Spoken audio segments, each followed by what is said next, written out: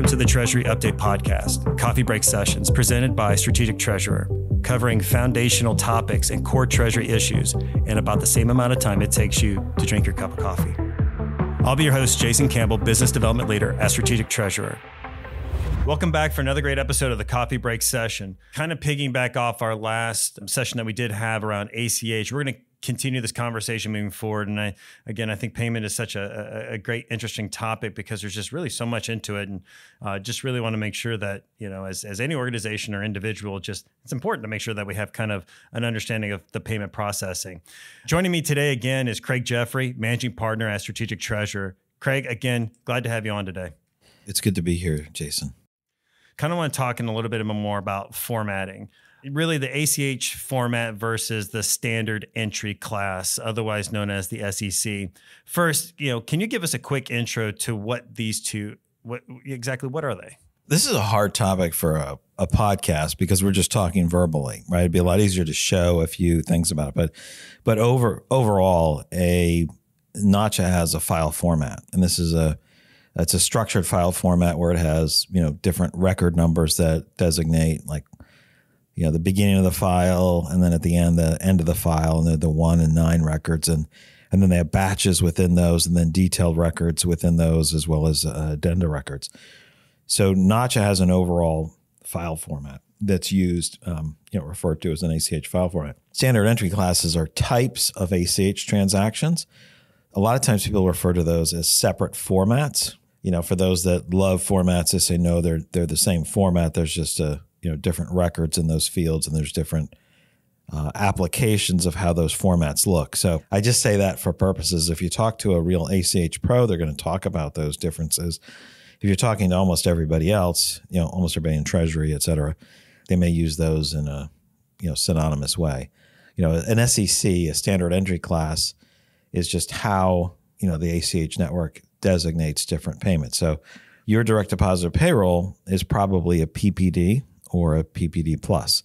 The plus just designates, hey, there's an addenda record with that. So there's a ability to stick, I think it's about 80 character record in there to include more information. But let's say direct deposit payroll is a PPD.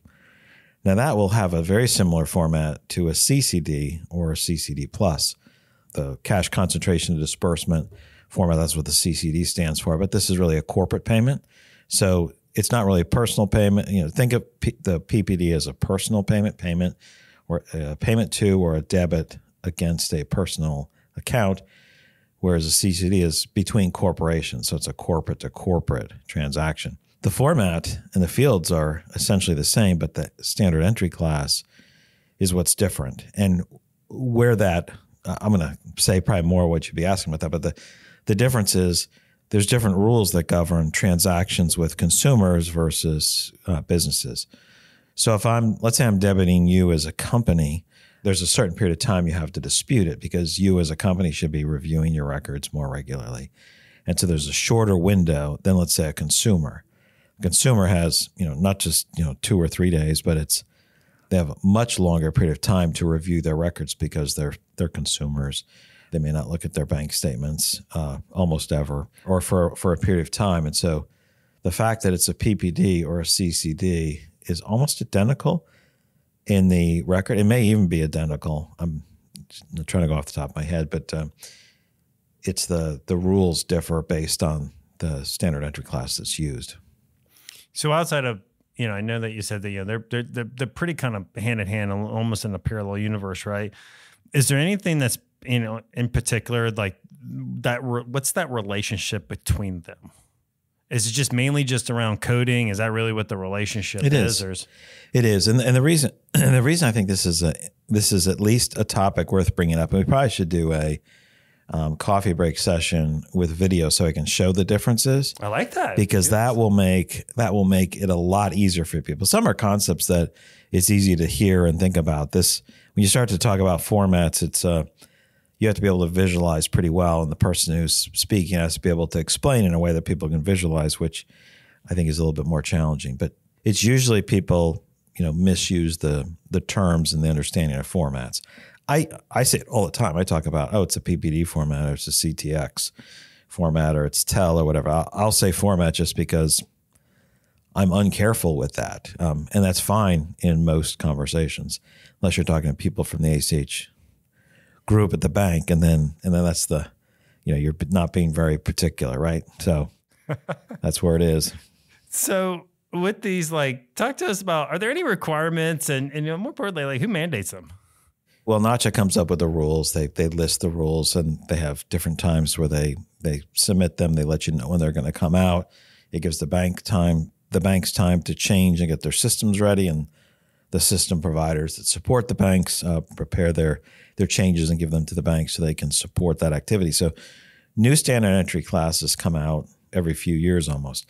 There was this rush a number of years ago with telephone and check truncation, all these different formats that allowed people to convert different types of items into ACHs. So I guess your question is who mandates those? It's really the group does it the association does it based upon feedback from their members, particularly feedback from their member banks, but also quite a few corporations provide input into that to make the network more efficient and to handle some of the differences of what may be needed. So for example, I mentioned CTX, Corporate Trade Exchange. That's the 3-digit standard entry class for corporate payments. Like a CCD is a corporate payment or a corporate debit. A CCD Plus has one addenda record, and a CTX can have just under 10,000 addenda records. If you wanted to send lots and lots of payment information with it, here's the invoice number, et cetera. So you can use a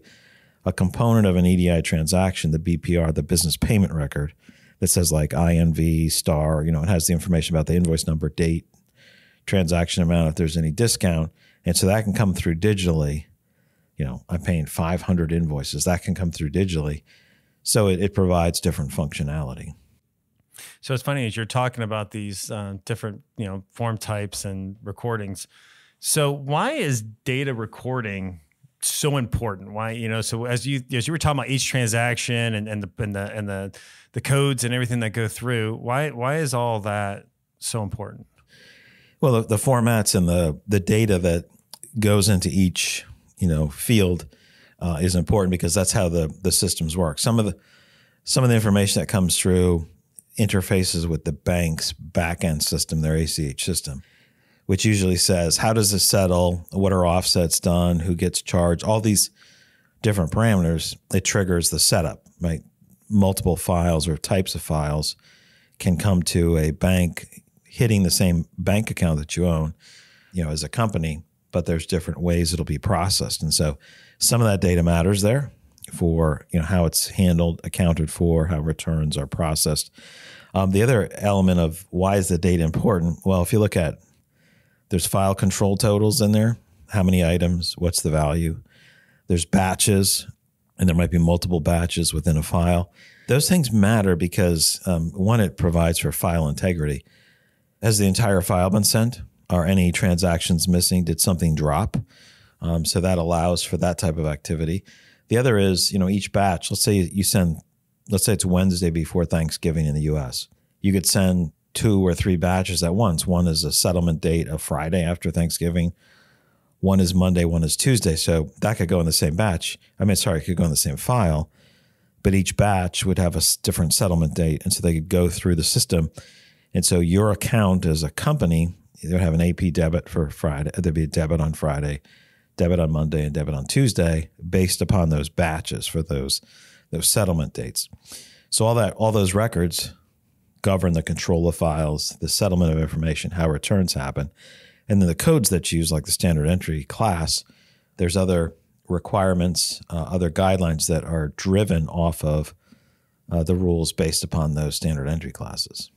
I think it's interesting as you were talking about the differences in the batches, and it's got my mind thinking when you see things like, hey, it's a 48 hours, or it's obviously the next business day, which would be that following Monday in most cases, with the exception of a holiday. Having those codes and making sure everything's aligned appropriately, I'm sure is definitely important to keep track of. So no, it's all great, valid points there. Well, Craig, thank you again for joining me today. I really do appreciate it. For our listeners, please ensure to tune in every first and third Thursday of the month for a new episode of the Coffee Break Session. As usual, if you have any questions, comments, or feedback, please send us a note at podcast@strategictreasure.com. Until next time, take care. This podcast is provided for informational purposes only, and statements made by Strategic Treasurer LLC on this podcast are not intended as legal, business, consulting, or tax advice. For more information, visit and bookmark strategictreasurer.com.